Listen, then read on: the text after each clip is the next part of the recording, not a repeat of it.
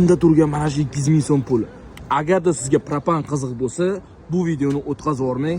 Propanni plyuslarini boshlashdan oldin aytib o'taylik. Malibu avtomobillariga ayniqsa, siz bu avtomobilga eng kamida 92 yoki 95 benzin quyib yurishingiz kerak, to'g'rimi?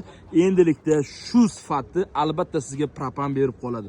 Ahamiyat berib qo'yasiz. Malibu XL avtomobili bu mashinga 200 ming so'm bilan bemalol 300 kilometrdan oshiq yuradigan xizmat. Ya'ni propan uстановка qilib berdik.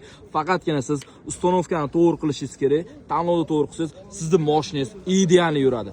Qaytarib o'tamiz. 1.5 turbina, XL, Premier, 2 tur barchasiga skidka narxda, mega skidka propan uстановка qilib beramiz. Bu avtomobilga qo'yib bergan miyamiz albatta bizga Yevropa gaz kerak bo'ladi.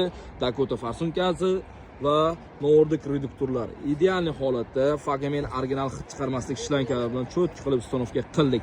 Narxingiz qiziq bo'lsa, obuna bo'lib qo'ying va bu videoni Malibuchilarga srochni yuborib qo'ying. Eng aksiya va arzon narxlar Guliston Metanga sizga taklif qilib qoladi.